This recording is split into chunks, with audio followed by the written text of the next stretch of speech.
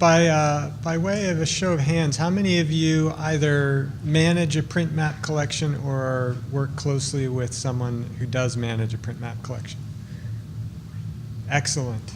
I got nervous momentarily thinking that maybe nobody here would. Anyway, this talk is geared towards you all. The rest of you are welcome to join us for the ride. And I assumed responsibility for Penn State's print map collection about 18 months ago, and this presentation represents my work and kind of thinking on print map collections that I've developed over the last 18 months. So I'll start with a story that you're all probably familiar with, and it starts with print maps as authoritative sources of geographic and scientific information for a very long time.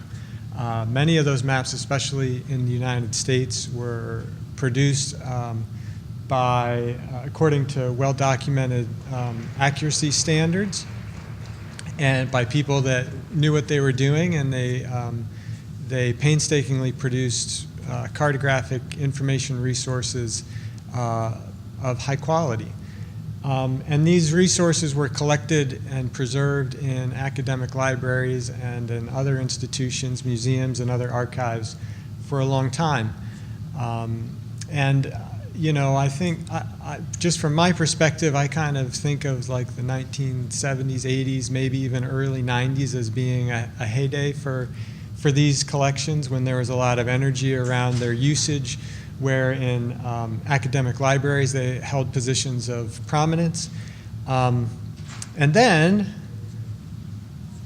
you know, basically computers ruined the world, right? You know, then computer mapping, GIS, digital geospatial data came along, and print resources were largely left behind. I would argue that the information contained on those print resources is still of great value. The problem is that it's in the wrong format, and it's in a format that's not compatible with the contemporary research life cycle and research process. So, and there are methods out there to convert the information off of print resources into digital, but the methods are largely manual. They're complicated, they're poorly understood, and they don't work well at the scale of collections of items that number in the tens to hundreds of thousands, or in some cases even millions of print resources.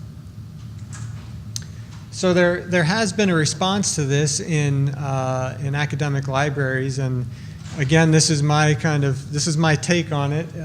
You may have a different experience at your institution, but this is what it kind of looks like to me. The primary response has been large-scale digitization projects, and that is to scan these resources and make them available as digital files in some way. The digitization of these artifacts has largely been through the same workflows that have been used in libraries to digitize other stuff, like text or art or other things that are preserved in these institutions. Sometimes these items are geo-referenced, usually to facilitate geographic discovery. So similar to the presentation that we just saw that showed us how to enable geographic search through digitized index maps. This is my view on most of what has been happening with digitized print cartographic resources has been to facilitate geographic discovery. These are images of two kind of creative ways of doing that from the David Rumsey map collection and the New York Public Library's Map Warper. They rarely document the results of that georeferencing process or kind of expose that information to potential users. Even less frequently are features extracted off of the digitized and georeferenced resources. and convert it into a form that you could say add to a GIS and kind of rapidly incorporate into the contemporary research process.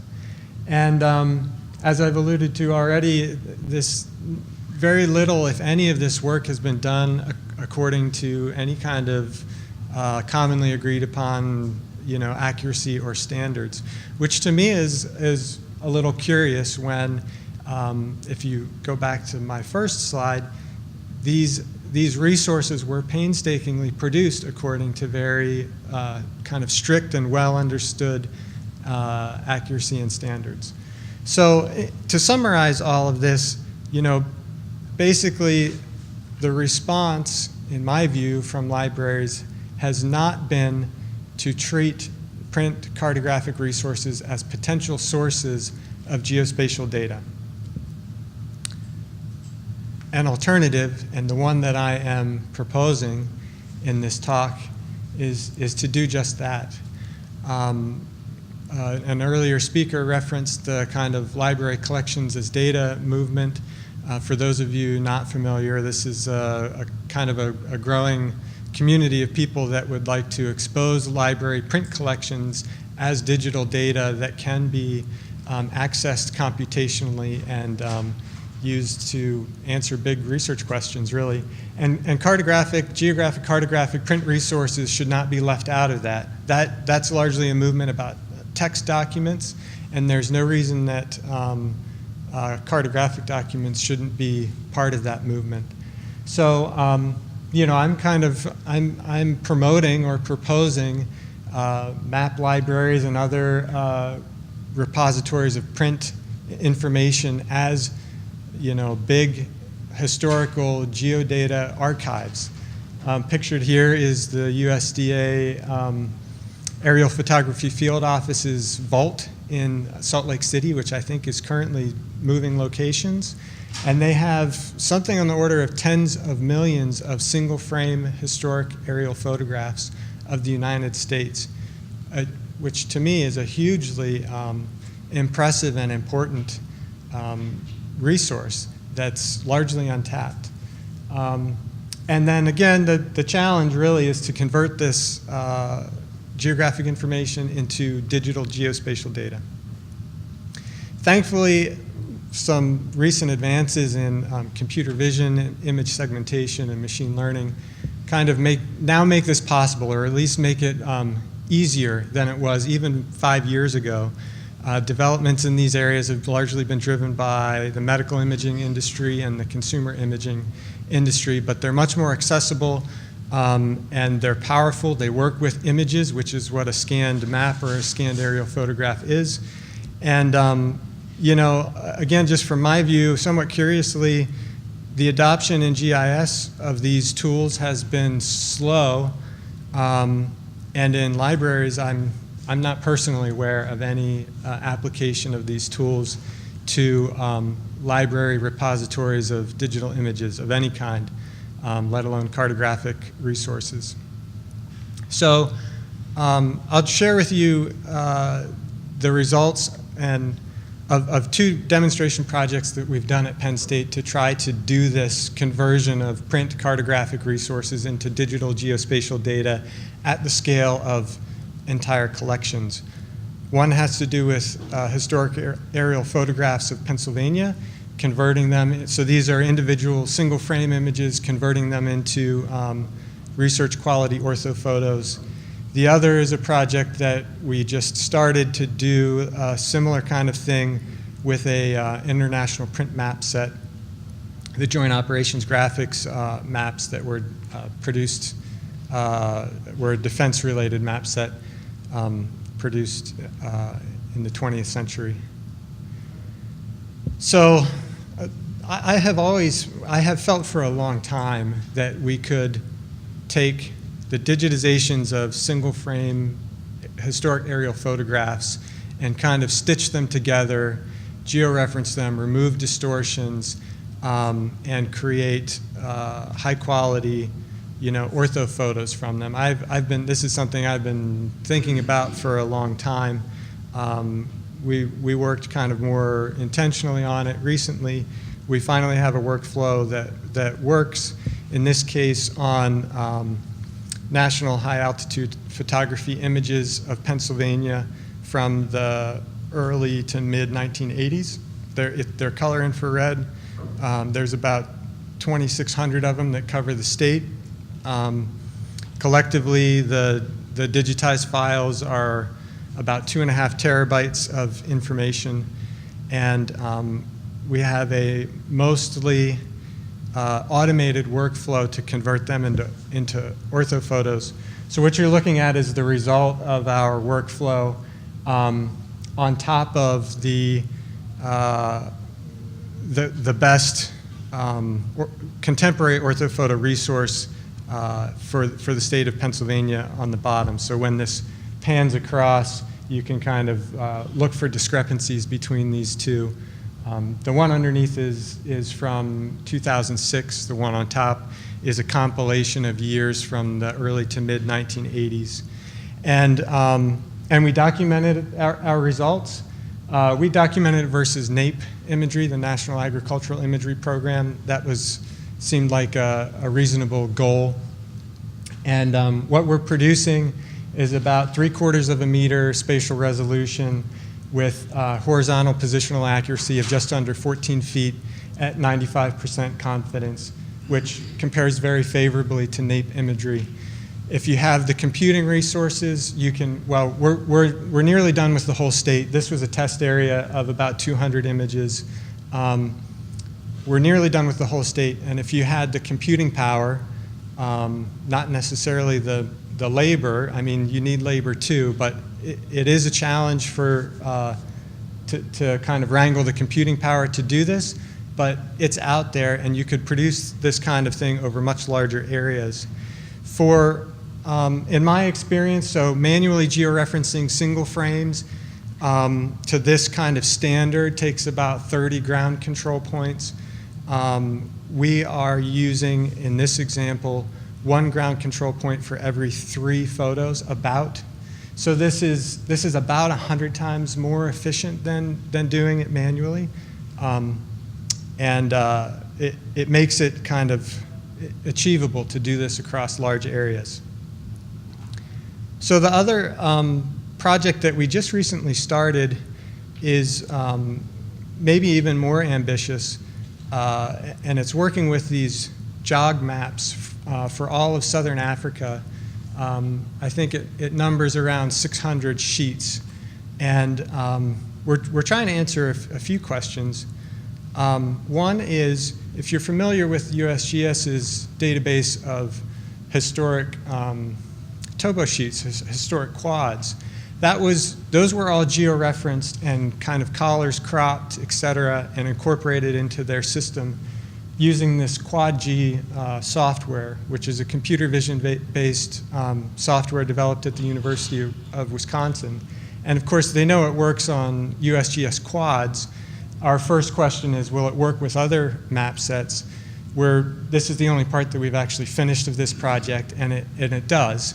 So in an automated way, that USGS project with a single grad student, they georeferenced their 200,000 maps in a summer.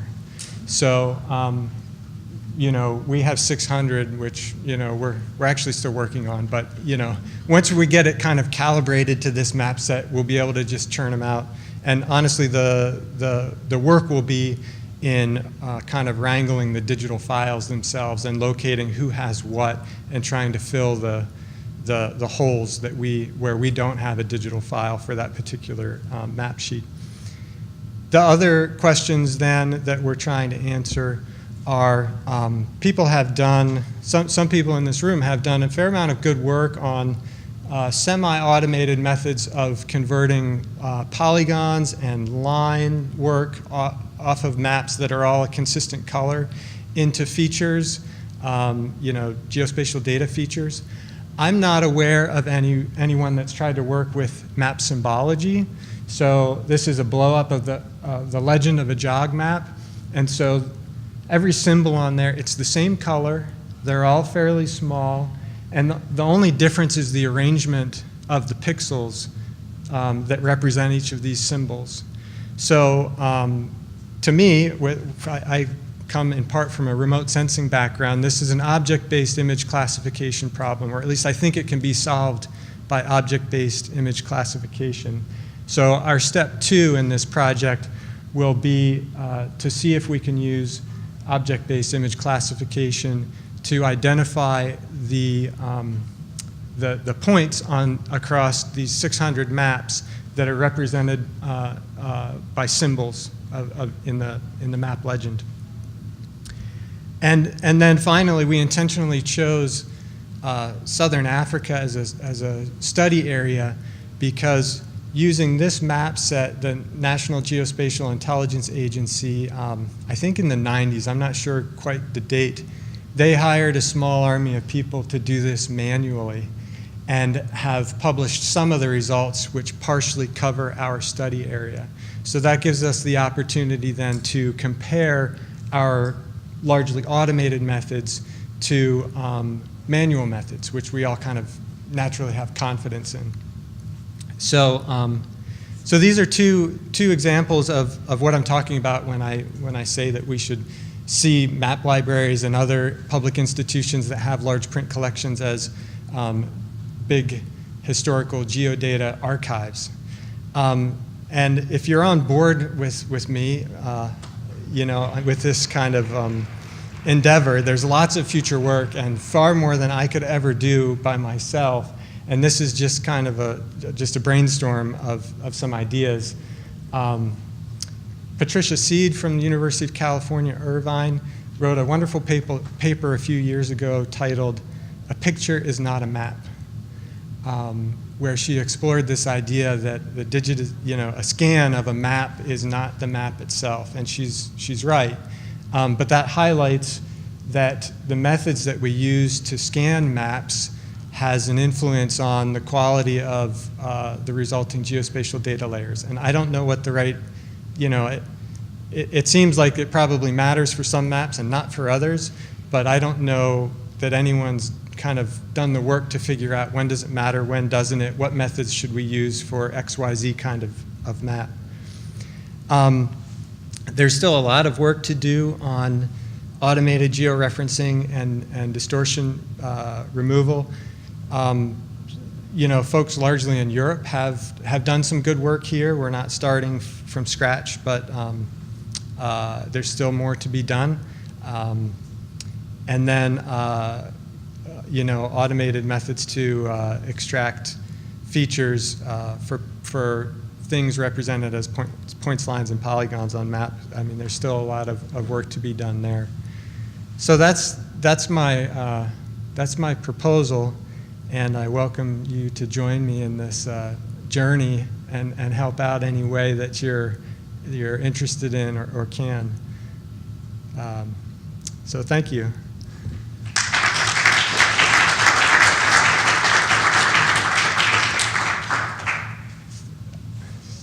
I'll have time for questions. Sure, I'll start with, as long as it's easy.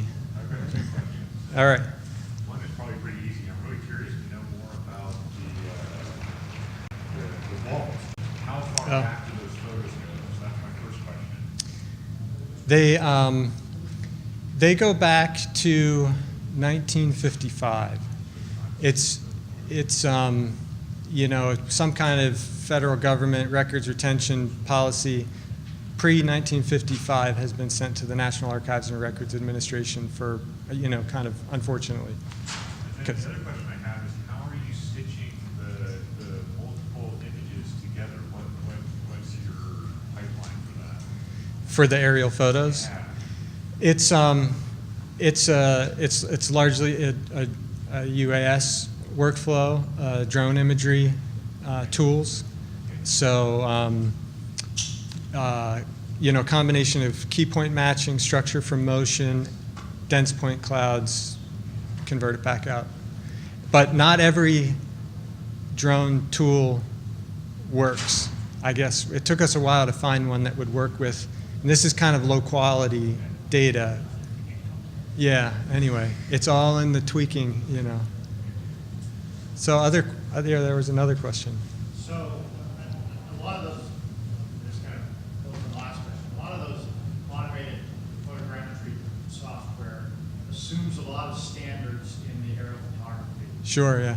And I was recently trying to build stitch together a couple hundred photos from like 1937. Yeah, Before any of those standards were in place, so the photos had no fiducial marks on them. Right. They were rectangular, they were, they weren't at the right angle, and I couldn't find any software that would listen to me. It was all, you don't have all those marks, you don't have these standards, then we don't know what to do with it. So I ended up having to do it manually with 30 ground control points. yeah, It was really tedious. Yeah. It's really cool to have a big ortho photo of an entire county from 1937. yeah. It was a lot of work. Do you know how those images were captured and or scanned? I don't, and now there's a lot of metadata for the camera that Yeah. those programs all want. They want to know what's the focal length and all that. I think in the 1930s none of that had been standardized. Right. So it was Yeah, we in can. and out a window taking a picture at that point. I'd be happy to talk with you or follow up, or I'll give you my card. I mean, the short answer is that we tried photogrammetry tools first, like professional photogrammetry. Thankfully, we got access to one without having to pay for it because it didn't work. So what we've arrived at is a combination of ignoring what you're supposed to do and doing what makes sense, But honestly, I'm pleased with the results. Like even ignoring some of what you're supposed to be doing, to me, it's all about the end product. I mean, if it works, it works. If you test the quality in a reasonable way, well, in the standardized way, documented in the ASPRS accuracy standards reporting guidelines, that's what we've done. I mean, if it works, it works. I don't care if you crumpled up the photos first and then straighten them out and scan them, whatever. I mean, it works. At least it works with this image set. We're starting to work with the second one, and it still seems to be working. But the truth will be in applying it much more broadly. Well, unfortunately, those early air photos are so grainy. Yeah. The horizontal accuracy is smaller than the grain of the image. So. Yeah. Other questions? There was one over here. Steve, go ahead. A real quick comment. And then I'll get back to you. You had mentioned, kind of the trust in the manual process. Yeah. Well, we have a georeferencer on our website, and sandboard maps are included on there. And in the meantime, the county came in and actually georeferenced all our sandboards because they needed them. Oh, yeah. So we have this interesting data set where we can see how accurate our crowd was in the Right. crowdsourcing project. And anecdotal, just looking at it so far, has been that they're not very good. Oh, that's unfortunate. So expert manual georeferencing versus crowdsourced manual georeferencing might have a... Yeah. I just don't want to have to do it again. Yeah. So I think we have time for one more if that's, yeah. I was curious, you may have talked about it a little bit already, but how do you automate georeferencing of the aerial photos? Yeah, so I didn't go into it in detail, but the short version is we're using like a modified workflow that you would with drone imagery. If you're familiar with that, if not, you use key point matching and structure for motion in the areas of overlap between the images. So you have to have overlap. And people will tell you that stereo overlap, like in old ortho photos where it's only like 17% in the one direction, isn't enough. But we got it to work. It's not ideal, but it works. How about that? I can follow up with you later, yeah.